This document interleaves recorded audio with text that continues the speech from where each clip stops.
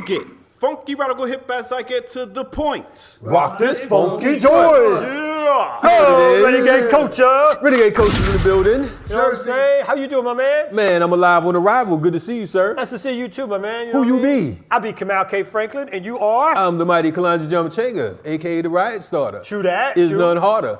Anyway, slow it down, B. We also got in the building tonight.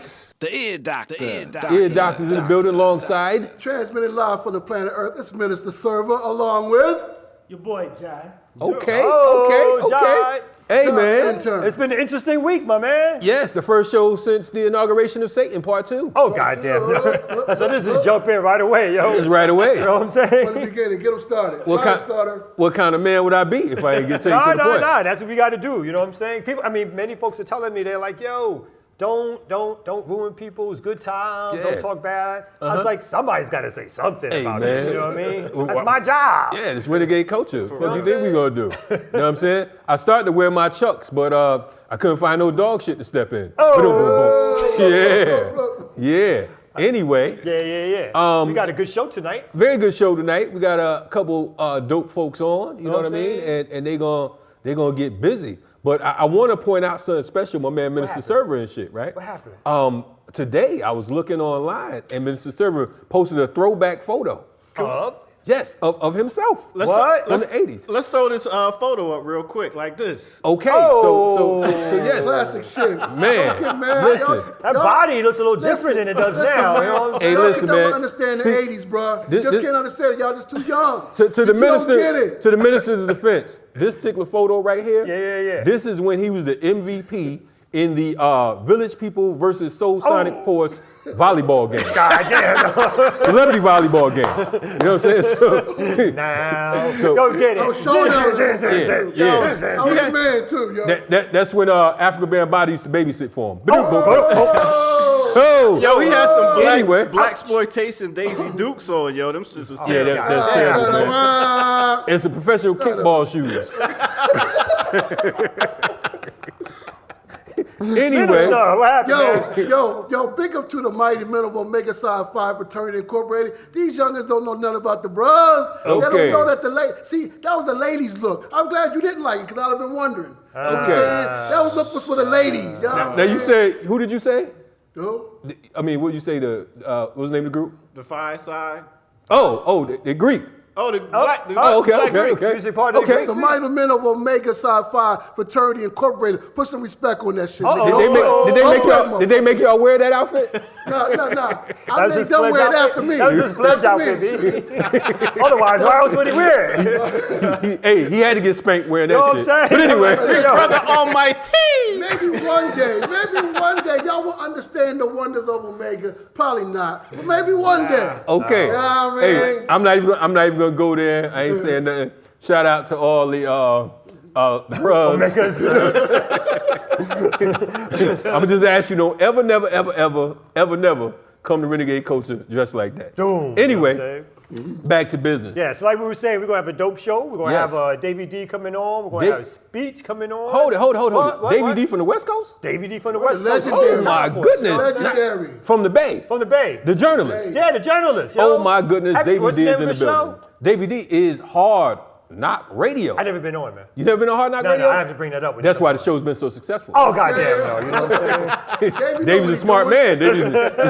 He ain't like some of these other journalists we had on here. You know what I'm saying? I ain't gonna name none of these journalists. Some of the ones he put on there. You I can't think of their names, but I will later on. Don't worry I've been about on it. everybody else's show. Yeah. And our special musical guest is going to be? Special musical guest who has a brand new album and single out. All right. From the Grammy Award winning, That's two-time right. Grammy Two-time. Award winning, Come on multi-platinum, Come on now. Soul Train Music Award. Just don't stretch it out so much. You got another intro to do when they come on. Just I say, am everyday Hey, people. people. Speech from Arrested Development will be making his return. bam, the Renegade. Appearance on Renegade Culture. Yo, and we got us a new Patreon sponsor. Who we got? Yo, big up to Robin Kinkler.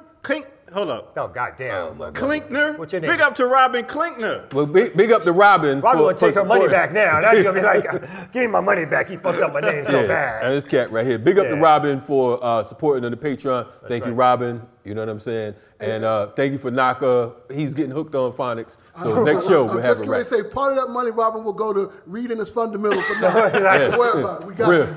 Yo. Anyway, you listen to Renegade Culture, and we'll be right the book back at you. Bam.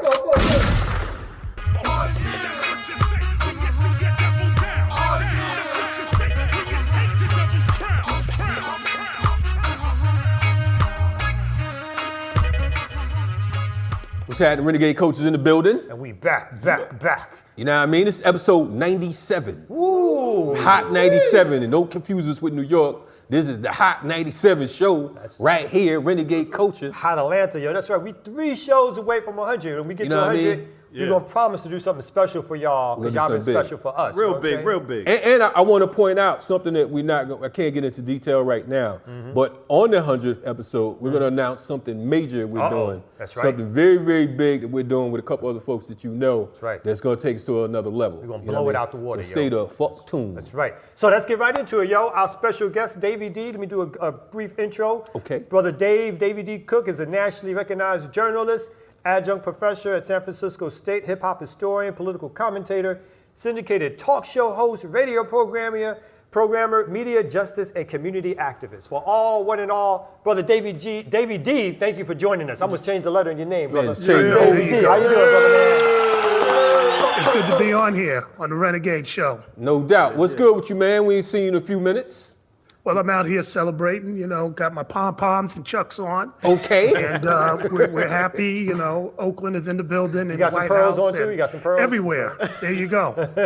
The man said you had pearls. or what? Oakland rules the world. We were just on with the Versus thing that, came on. I mean, Oh, yeah.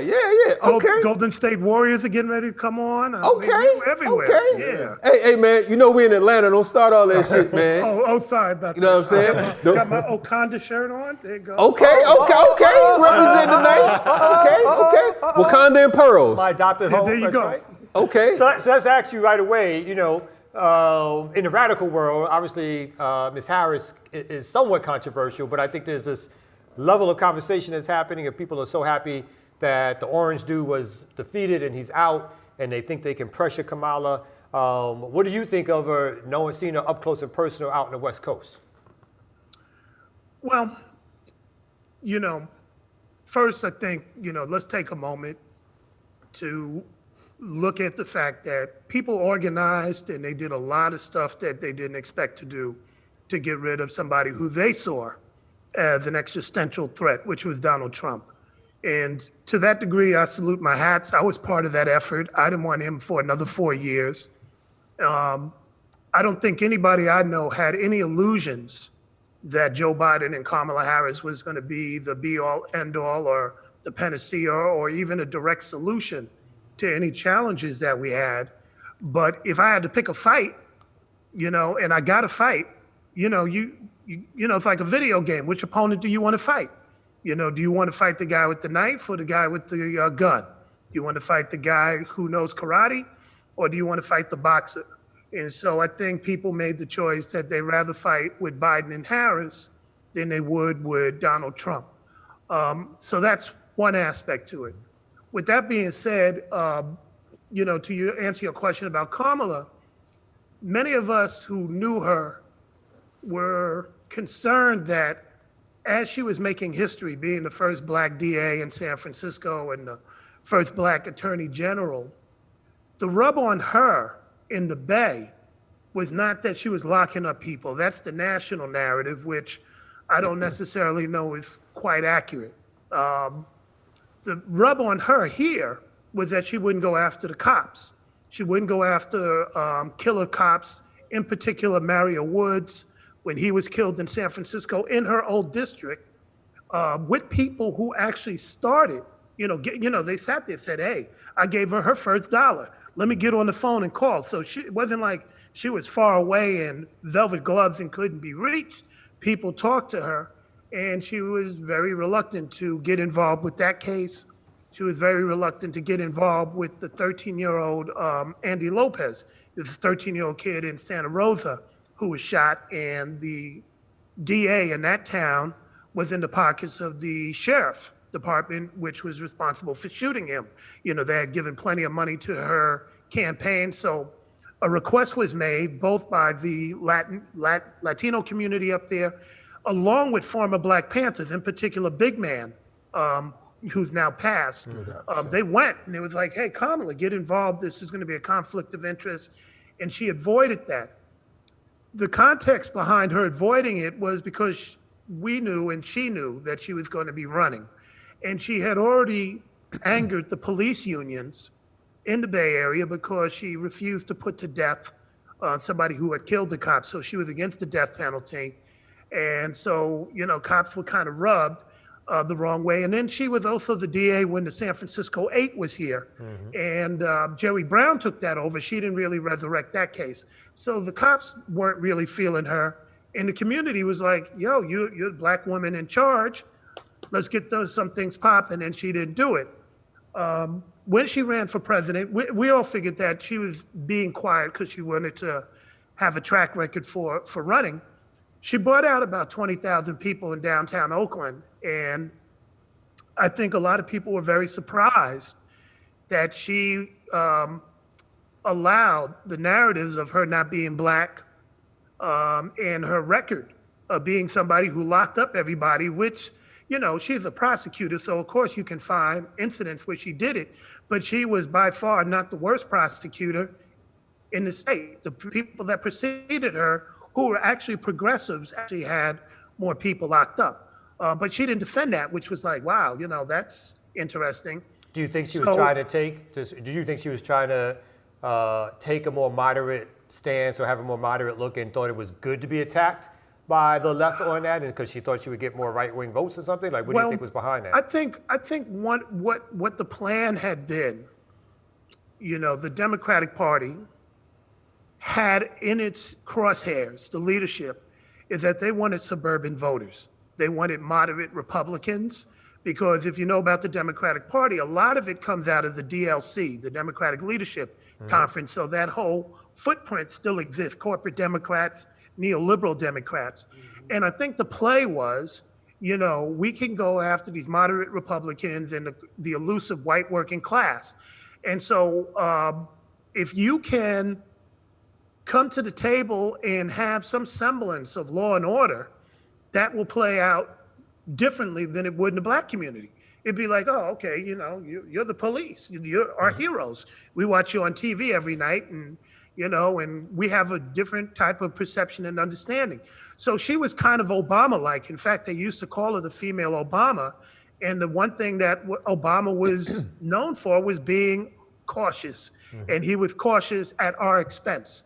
And so Kamala, I think, played that game, even though people directly met with her. So I know that for a fact. But I also know that they met with her after she's been nominated and she's pivoted on some things. So who knows where things are going to go? You know, I have no illusions. This is just a momentary pause. You know, we don't have to look at immediately somebody going, hey, if you breathe, we're going to throw you in jail. You know, we can breathe a little, but that means that you get to breathe and dig some more ditches and put some more things in place. These folks will eventually, as Democrats, they will disappoint and they will betray us. So that's how I look at Kamala. So I have no illusions. You know, I'm just glad the orange guy ain't there. But you know, I'm really not dancing in the streets with her either. No doubt. Speaking of California politics, California is notorious for having actors as politicians. You know what I mean? You went from Ronald Reagan to Schwarzenegger. Right. And we had Bono. Oh man, Bono. I mean, yeah. I mean, yeah. Is that the whole this is Hollywood type thing, or why do you feel that it's able to fly there, seeing that California is one of the most important states in America? Well, one, Hollywood as an institution is very powerful. It's one of the powerful building blocks. It has a lot of money. It's $1 billion multi-billion-dollar a year industry, and that's just on the commercial side. If you add into it the porno industry, which is just as large, then you're really talking about something that is a juggernaut that you really have to kind of dance with. And so out of Hollywood comes a lot of legislation around copyright and piracy. Out of Hollywood comes, in some respects, a lot of tolerance. Hey, we want to have, more tolerant type of legislation, and that may range from LGBT rights to, sexual, allowing people just to maybe be free in terms of what they want to do, right? Smoking weed, all that sort of stuff, I think is kind of, in the purview of Hollywood. You're going to have people that roll in those different directions and they are able to flex.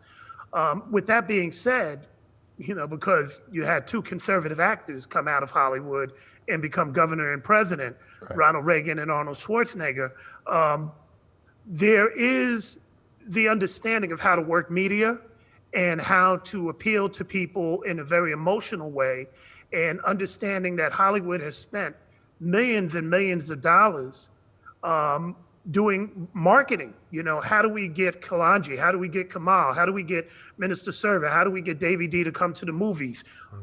Do we show a blue color, a pink color? Do we talk with a high voice or a low voice? They do all those types of studies to figure out how we're going to react. And so an actor like Schwarzenegger knew exactly how to play the cards.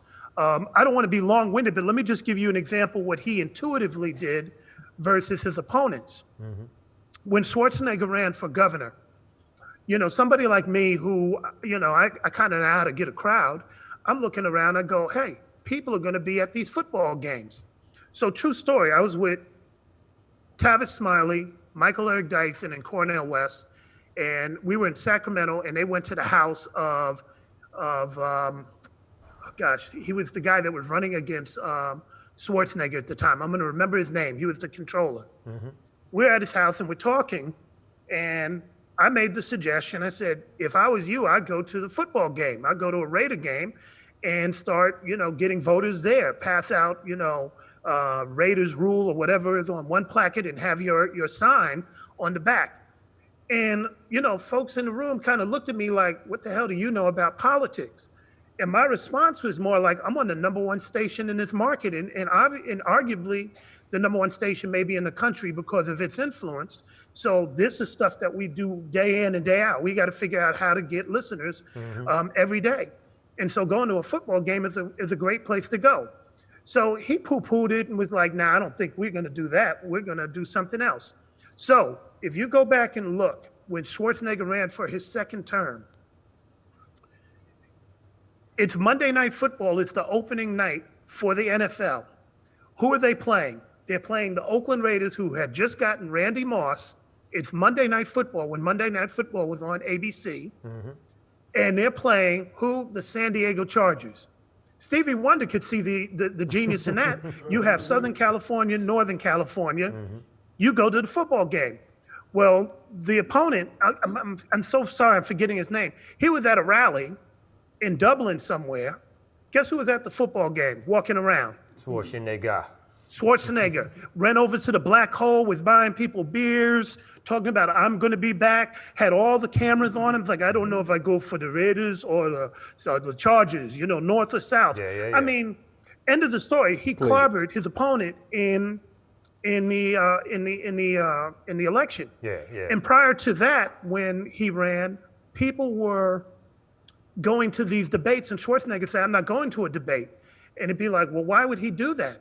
He says, because I'm Arnold Schwarzenegger. Wherever I go, cameras will go. So when we were at debates, Schwarzenegger be in the middle of some, God-forgotten town in the middle of the state where all the cameras would come in, and he would have prime time to himself. So they say, here's the debate, and where's Arnold Schwarzenegger? Oh, he's down here in,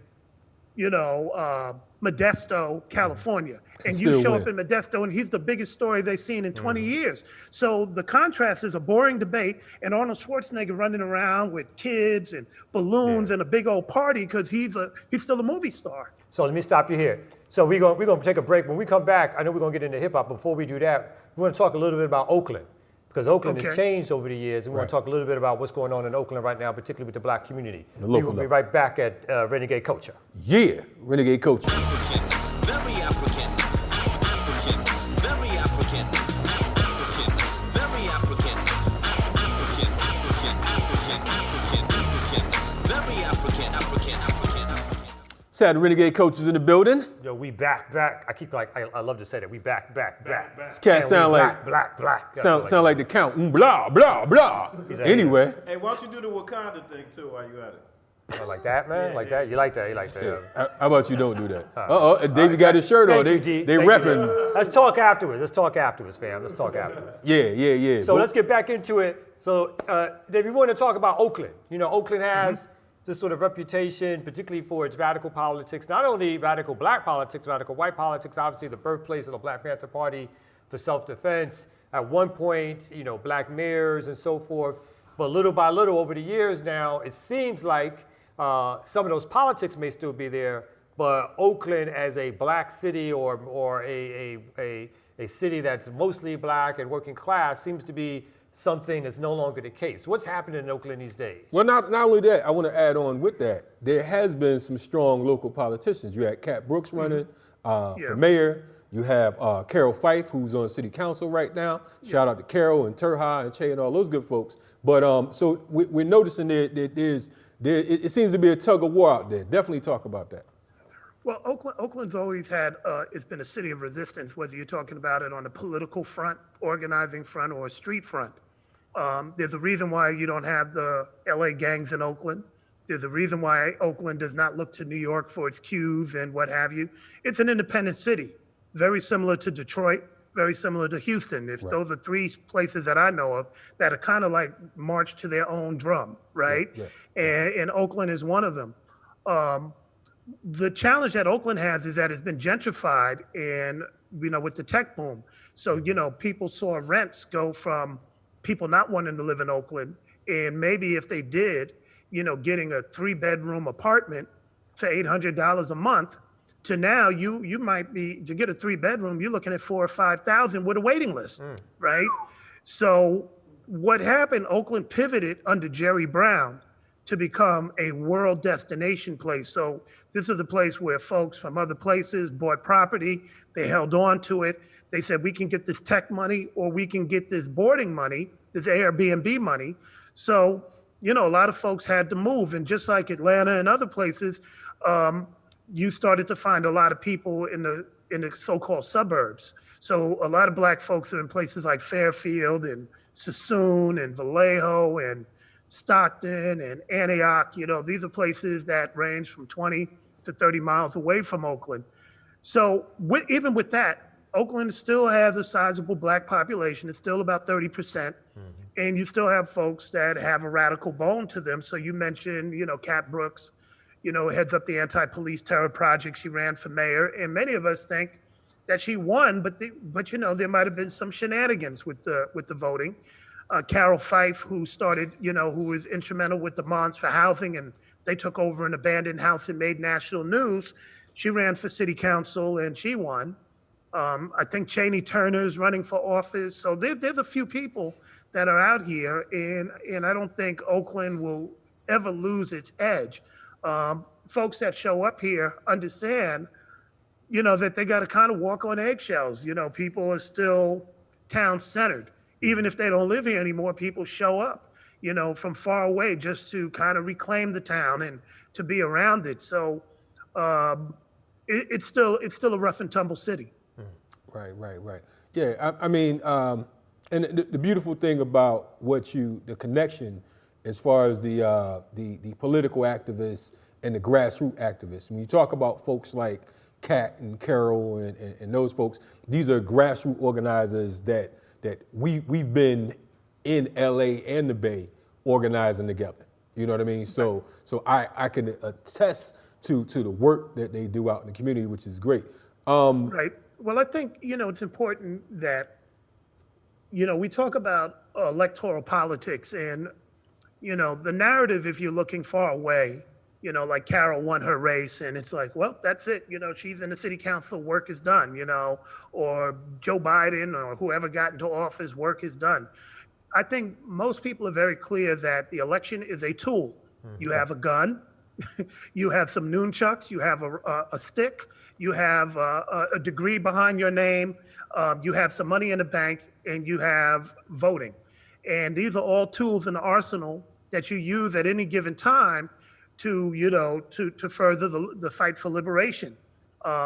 So yeah, if you can get somebody into office and they can say, you know, we want to defund the police, and they go, you know, I think I'm gonna vote for that, and we're going to defund the police, or we're going to vote for a law to hold them accountable.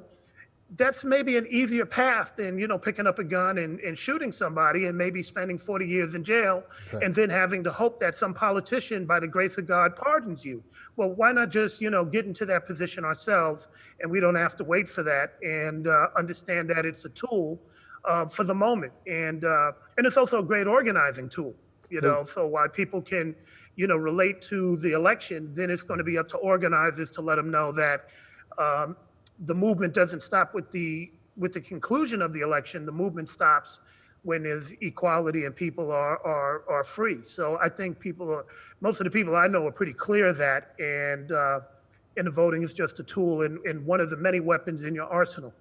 Yeah, Minister Server has a question. He's going to chime in real quick. Big up, Davey D. What's happening? Hey, listen. I'm good.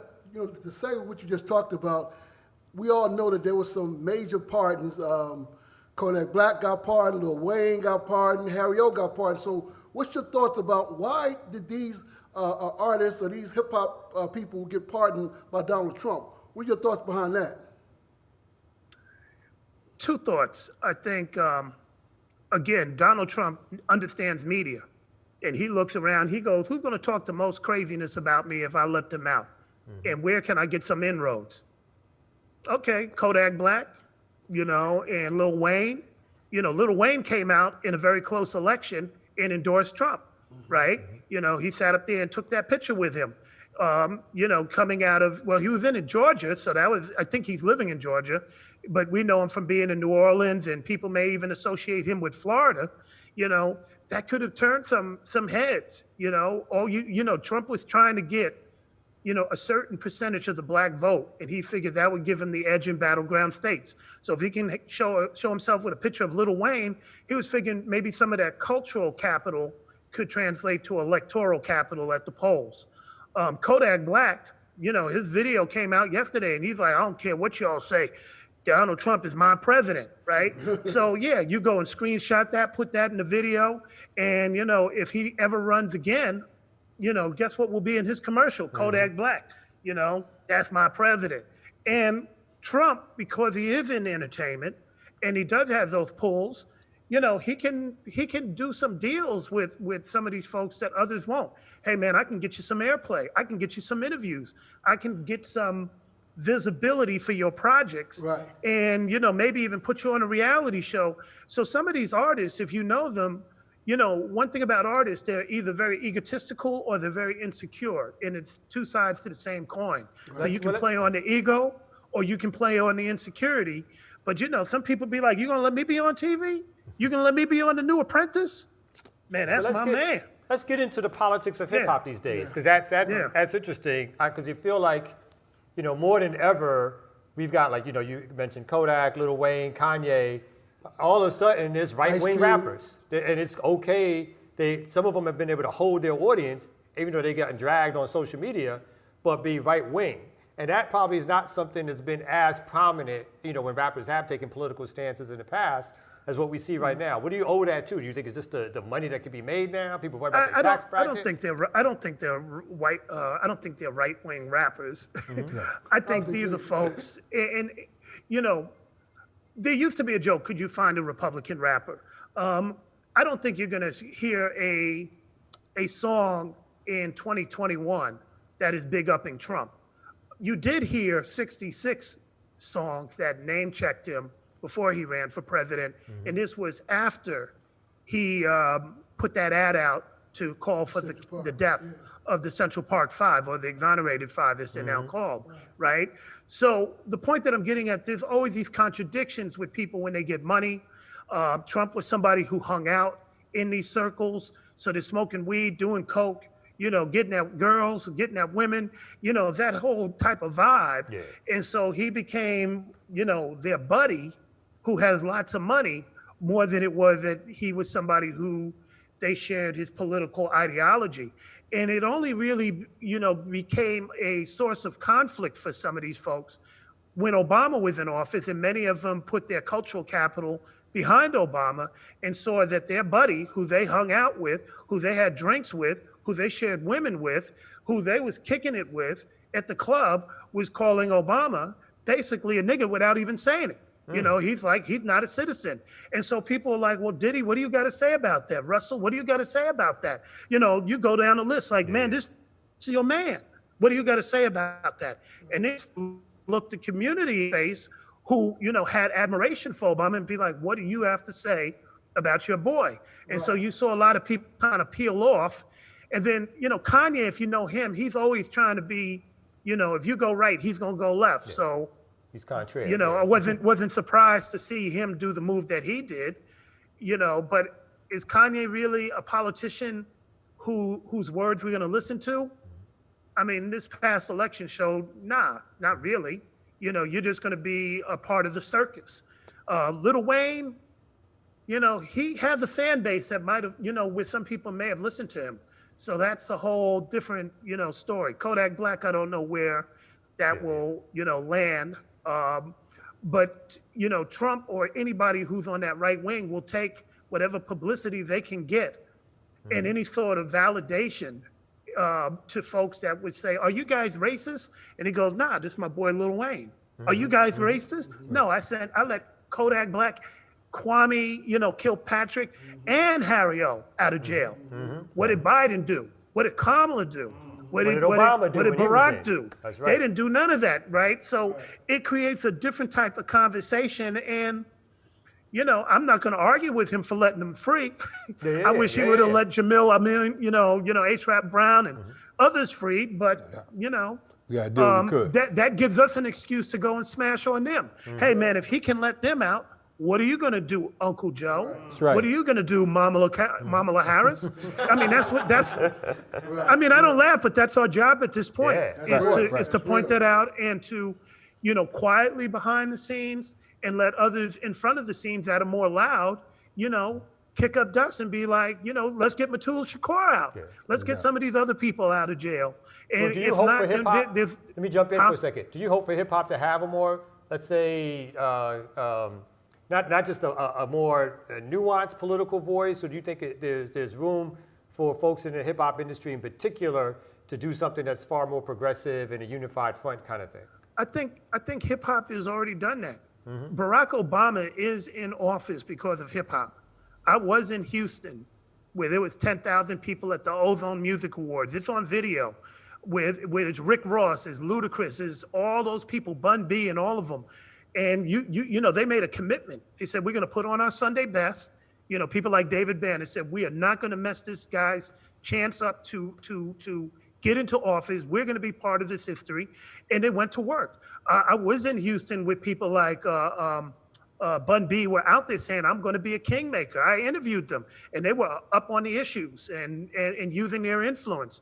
You saw Brad Jordan, AKA Scarface, and Willie D run for office in Houston. You have Ras Baraka as mayor in Newark. You have Akila Sherrill, who is instrumental in the gang truce and will tell you himself he was influenced by, the golden era of hip hop, running, their street team as they reimagine public safety. So I think there's hip hop sensibilities. Do I want a rapper, somebody who's strictly into rap to come up with a nuance, to lead me? Maybe if they're Rebel Diaz, sure, because they are organizers more than they're artists. Dead Prez, I can get with their politics. Do I want 50 Cent to do it? No, man, that wouldn't make no sense, because they don't have skin in the game. So I think there's a lot of artists that I think have the nuance. I mean, you're gonna have Speech on. Speech has a certain type of nuance. He can have a political conversation with you. But do I want a rapper sitting in office? Yeah. I think that train has left. We imagined that a long time ago, back in the 90s, but I don't need a rapper to be in office. I need somebody who loves black people to be in office. And if you can rap and love black people, I'll take it. And if you're the janitor or one of you guys, sitting in the chair, in office and love us, then I'll take that. Yeah, they probably don't want me to be in office because I'm a smoke weed and cuss and probably burn flags and all that. So they probably don't want me. No. But speaking, we need respectability back here, and you're kind of uncouth. That's And true. we don't need uncouthness. I tell them that every day, B. Every day. Hey. Look at that, I thought smoking weed was legal in California. But anyway, speaking of that, you were also talking about hip hop and politics. You were part of the National Hip Hop Political Convention probably about a dozen or so years ago, when Rosa and Cynthia McKinney were running for vice president. I was in Chicago when Rosa accepted the award. Yeah. So accepted the nomination. Yeah. Right. What would you what would you say real quick was the pros and cons of that particular piece? Well, obviously, you were talking about Obama, and for several generations of people, this was the culmination of all their years of struggle to one day see, somebody who is black be in the White House, whether or not his politics were online and all that was irrelevant to a lot of folks, at least the ones I talked to who had, that were 90 years old when I went to that inauguration and was like, you don't understand. I sat on the back of the bus and they hung my uncle. And, I heard all those stories. For them, this was their moment, right? And there was nothing wrong with that. And that's what Rosa and Cynthia were up against. It overshadowed the historicness of what they were doing and even the policies that they were trying to represent. I wish they had came on the scene with more of a power base in terms of media to get their message out consistently, where people could really, saw and heard what they were talking about. Instead, they seem, in the eyes of some, it's like, well, why are y'all doing this when this black man is running for office? I would like to have seen them run again, maybe for a local office. I know Cynthia was Congresswoman, but I think I would have liked to see more artists, if they were going to go in that direction, or more people coming out of that generation to have run on local levels. And I think to a degree we have seen that. But, in terms of people coming out of the convention, many of the people that I know have been doing all that work, they've been doing the kingmaker, queenmaker work. They're the ones that's been like, let me get these voters, let me work in these battleground states, let me do this behind the scenes stuff. So I don't know if they're necessarily trying to sit in office, but they definitely are trying to organize and shift power, at least electorally speaking. Davey D, we want to thank you for coming on.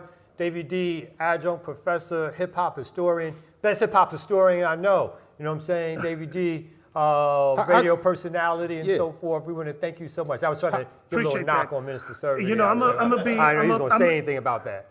I'm gonna be remiss because we do have a book coming out. Okay. Yeah. So, tell us a little bit. Yeah.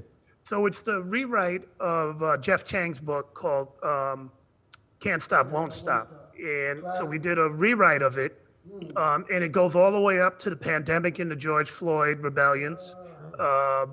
And, asked me to be a co-author on it. I was very honored to do that. That was a lot of work. Writing a book is really geared for young people. And so that will be coming out in March. And the whole magic of that book was understanding that this music and this culture called hip hop has always been alongside the political dynamics of the day, from its very beginning all the way up to now. Hip hop does not exist in a vacuum. And there's a commercial element that wants to detach it from its political leanings or its response to political scenarios.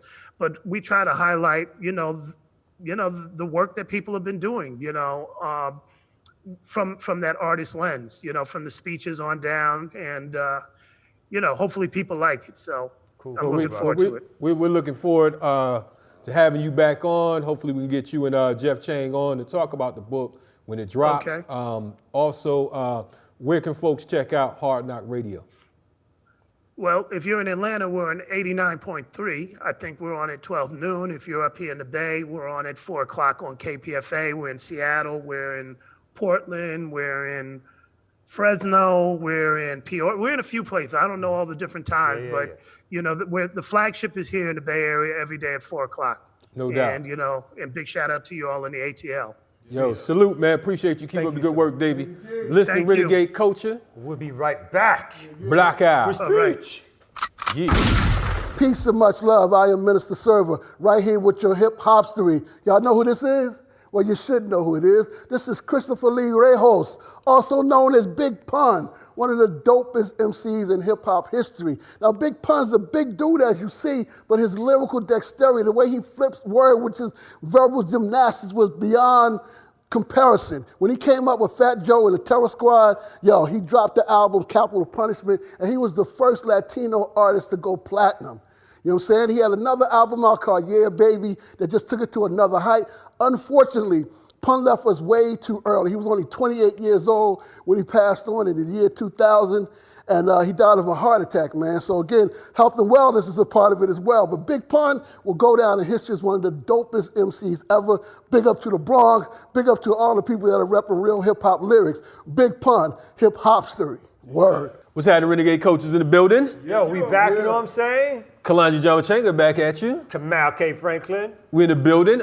We just had Davey D on. Yeah, that was amazing, you know what I'm saying? Having Davey D on for the first time on the show. You Talking know what about I mean? Hollywood and politics. He was lighting it up. All that Oakland news. I didn't know all that. I was writing that down. You know what I'm saying? I mean, you know I always bring on the dopest guests. In fact, Always. In fact, this next guest, speaking of the dopeness, Uh-oh. 2-time platinum, Bam. 2 MTV awards, Talk that talk. 2 Grammys. Bam. Now, Wait, I said 2-time platinum. I was wrong on that. I think is it 2.5 times platinum?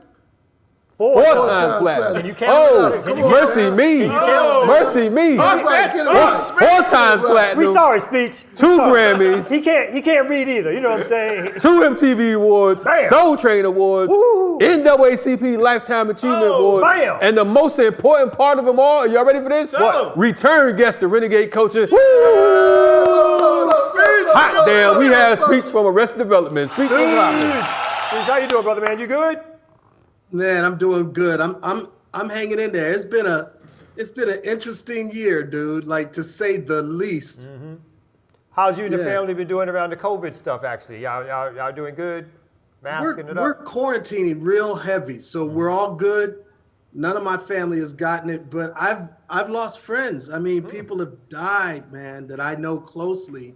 Wow. And so it's been, a double-edged sword. Like, I've been having some of the best times at the house and doing certain things here, and then some of the worst news with friends of mine passing. So it's tough. That's a horrible thing, man. I got to tell y'all, man, I said this before. Speech lives on a lovely island. I almost drove into the ocean one day trying to get to his house. Literally, I'm sitting there, I'm like, man, Speech, I'm out here as alligators, orangutans, and all types of other things. I was scared as hell. I'm talking about I tried to back up Speech. I had to come out there. And It was hilarious. And he's guiding me out in the middle of the night. And I'm sitting there. I'm like, wow, this is Speech from Arrested Development doing traffic control for me. The 4-time Grammy Award winner. Yes. No. 4 times platinum. 4-time platinum. Yeah. 2-time Grammy Award winner. Get it right. That's right. Anyway, man, it's a lot going on with this whole presidency, man. What's your thoughts on that? I'm very, I literally feel like a load has been lifted off my back. Okay. I hated the 4 years that we had to deal with Trump. I really felt literal pressure on my whole spirit and body that whole time. And I feel like a lot of it's been lifted off by just simply having somebody that I feel is sane in the office, and having somebody that I think cares about just general things, not to mention is saying that he's going to do certain things for our people, which are extremely deserving. So I feel relieved and I feel hopeful, and I'm looking forward to seeing what happens. It is a wild day on the planet when I hear you say that just the first thing you saying, having someone that is sane. Yeah. I mean, that's like, in the last 4 years, that's been something, something hard to ask for. Yeah. You know what I'm saying? Bro, I literally have felt like for the last 4 years, we've been dealing with insanity, narcissism, just lack of general morals. I'm not talking about high-end morals, just your general basic morals. Just nothing there, man. It's been insane to me. Now, And probably to most of the nation. Obviously there's a big swath of the nation that loves him, but the rest of the nation doesn't. And most people I know are celebrating. right. So about 2 weeks ago, in typical Trump style, we thought that COVID was like the grand finale, but the grand finale happened to be this whole storming of the Capitol situation. What's your thoughts on that? We know that you wrote a song about it. Want to hear it go? But Exactly. Well, as you well know, I wrote a song literally the night of that rebellion, that insurrection. I wrote a song about a lot of the issues that I was feeling. I mean, number one, I felt like the hypocrisy and the double standard was just so disheartening, so blaring between what they've done with us when we're non-violently protesting and what they did with these people who were violently, not even protesting, rioting, trying to subdue the entire government, trying to hang and kill people in the Capitol, subverting the whole entire election results and ceremony that they were doing. I mean, just literal like revolutionary tactics. And the response from most of the police was astounding. And the fact that they allowed these men and women, most of them, to go home. So I think there was like 2,000 or more people out there, right. probably 200 or more in the Capitol itself. And they allowed everyone but 50 or so. There was only about 50 arrests initially. That's right. And they allowed all of the rest of them to go back to their hotels, back to their hometowns before they even started any searches for people. It was just And they only did double that. standard.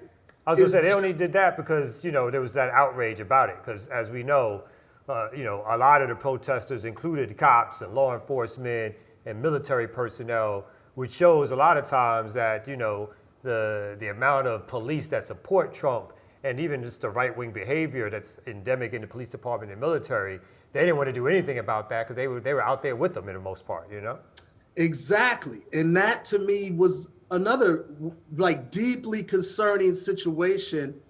Just like we've always known about white supremacist organizations, skinheads, Proud Boys, Boogaloo, all of these different organizations.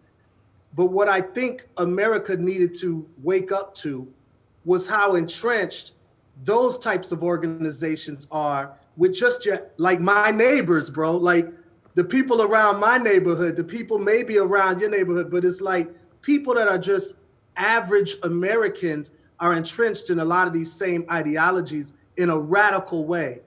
And those were a lot of the people that were at that march and that turned into a riot and an insurrection and all the rest of the things that were happening. Not to mention the congressmen and women who are involved in it, the police, the ex-servicemen or present servicemen. So it goes so deep. And I think it's a definite wake-up call, hopefully for white America. I don't think it's too much of a wake-up call for me, you guys. Like, I'll tell you, I think we already understood how deep this thing goes. But I think for a lot of people, it's sort of freaking them out. And I still don't think they totally get it. I think I saw your hand go like, I don't think they get it, I don't think so as either, deep man. as they need to. It's wild. You had a couple documentaries recently, little docuseries on YouTube dealing with the whole nigger factory. Will you be responding to what's going on right here in that type of manner, or you're just going to leave it to the music on that particular? No, I think, I try to use whatever medium is most available to me. And so, Jason Orr from Funk Jazz Cafe fame. Jason. Shout out to Jason. Jason helps me with those hoodwinked nigger factory mini docs. And so because of COVID, a lot of our team has been disbanded. They've had to do other gigs in order to make a living. So my sort of team to help make that happen has been put on hold for a moment. So I've been doing other things like the music, and my new single, A Different World, is really trying to hit that right head on. And I'm proud because I was able to release that 6 days after the insurrection. So it was pretty much right on time with what's going on right now. Tell us about A Different World, and also The album. the album. Don't Fight Your Demons. Don't Fight Your Demons. Yeah, so I mean, Don't Fight Your Demons is the Arrested Development album, and it came out September 25th along with Public Enemy's album, Paris's album, Nappy Roots album. You know, a lot of people that was like really on the conscious hip hop scene. We had a really momentous release date, and the record has gotten on numerous 2020 best of album lists, and it's gotten tons of critical acclaim. We've sold a lot of records compared to what we have been in the last 20 years or so, and a lot of love. So it's this record called Don't Fight Your Demons. It's available on all the streaming services, and people can buy it on our website, which is arresteddevelopmentmusic.com. And then we got the vinyl dropping for that record this month. So people can get vinyl records too. And then the Different World, the single about the insurrection, which is really all about that. That single has been a solo single of mine that I wanted to release to just talk about, because to me, I feel like hip hop music rarely talks about the things that are going on in real time, especially the things that are super important. And to me, this was a good example of doing that, like getting back to what hip hop was at its height in the golden era, where we were talking about all types of things, but one of the things we were talking about was what was going on in life. You know what I mean? And I feel like hip hop, especially mainstream hip hop, hasn't really done that very well. So this single does that. It really hits this topic. Speaking of hip hop, your former president just pardoned a couple rappers, Kodak Black, Lil Wayne, and a few other characters. What's your thoughts on that? Personally, I feel like whatever Trump does, it's generally speaking not well thought out.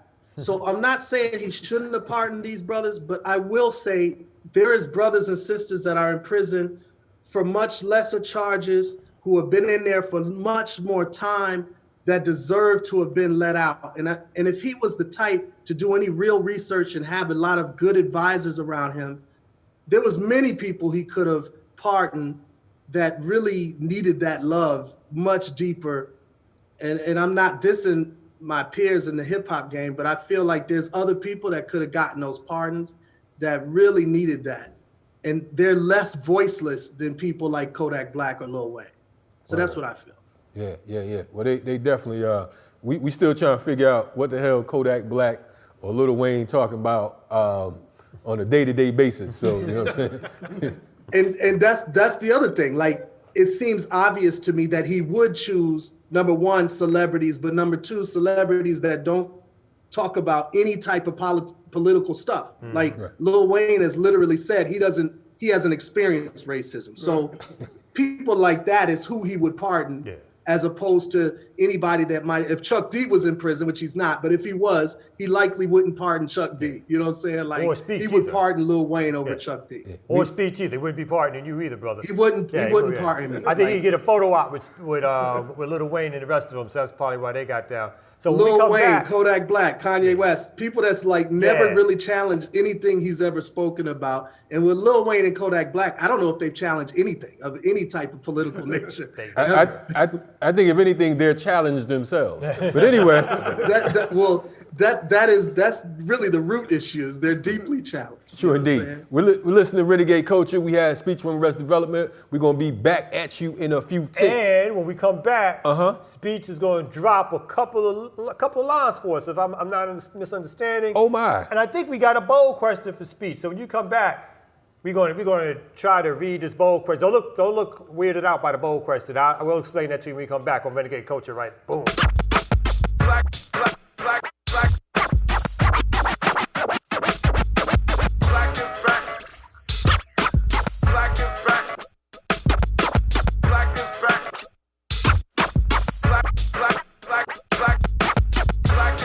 Saturday Renegade coaches back at you. You know what I'm saying? Exciting outro, you know what I'm saying? And we heard some big stuff from Speech. We got big stuff, and we didn't even hear all the big stuff. From Apparently not. Yo, there's some other stuff brewing. Yeah, so Speech, for you youngins or whatever, one thing I have to say because of the fact that, and I was talking to some folks earlier today, when you think of Arrested Development, you don't have to guess what their songs are because any day of the week, you could turn on the radio and you can hear something from Arrested Development. Yeah. That is, that is a phenomenal feat. They're icons, man. I mean, literally, any day of the week, any part of the country, you can go and turn on the radio and you can hear something from Arrested Development. Yeah. So if you don't know the name, I would say Arrested Development and Houdini. These are two groups whose names that... Rest in peace, Ecstasy. Yes, definitely rest in peace, Ecstasy. Shout out to Jalil, you know what I mean, who's an excellent brother. But these are two groups that oftentimes new folks might not know the name, but they know the songs, they know the music. Everybody So I definitely want to salute you all for that work. And RIP to my brother, our elder, Baba OJ, who was an official member of the FTP movement, who was outside feeding the people with us every week when he was alive, when he was here in Atlanta. I know he ended up going back and got sick and all of that. A real brother. Man, he was 60-something years old doing splits. He took me to a roller skating ring with him one time. And he was skating better than me. He was spinning around, doing all kinds of things, kicking it with the ladies. I was like, yo, Baba OJ, holla at her, man. Give her my number. Yeah. He like, man, you got to get your own. But Baba OJ was definitely a good brother. Yo, so before you do that, you talked on the break about a supergroup. I'm gonna call him a supergroup. It sounds like a supergroup to me that you guys are forming. Can you tell the folks a little bit about this group and who's in it?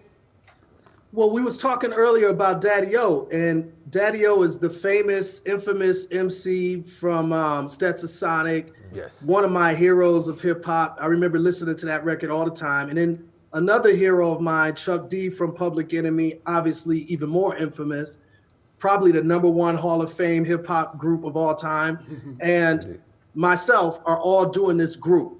And Daddy O put this thing together, and it's called the Night Train. And we're putting together an album. And we did, how it all started is we did a single that Daddy O did called Bullets.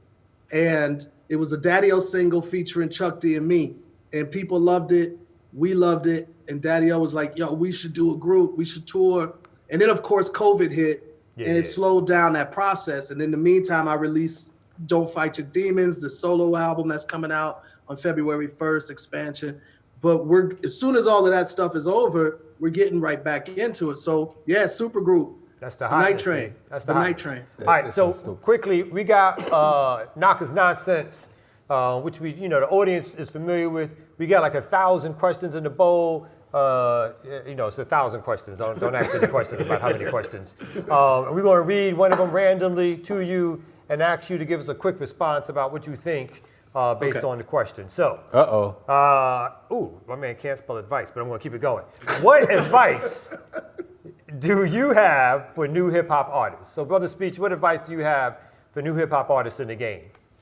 2 pieces of advice. Number 1, be original, bro. We insist we need more original artists.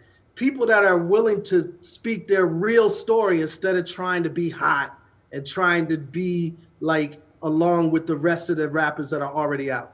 And then the second thing I would say is love the art of hip hop, because there's a tradition that you're standing on the shoulders of people. And I'm not saying it's self-serving. I did it myself. I just mentioned Chuck D, Stetsonic, Daddy O, and so many others that I stand on their shoulders, you stand on our shoulders. So remember that hip hop is a tradition. So those are the 2 things I would tell new MCs that are getting into this. Learn the history, understand it, appreciate it. Don't just come in like nothing's happened prior to you. That's the 2 things I would say. That's beautiful, brother. That's real dope right there. That's hip hopstery, as Minister Serv would say. Okay, man, we want to thank you for coming on. But before you leave, it is a tradition of hip hop artists that come through to spit some bars. Now, word on the street is that Speech from Arrested Development True. had a few bars that he wanted to share with the people.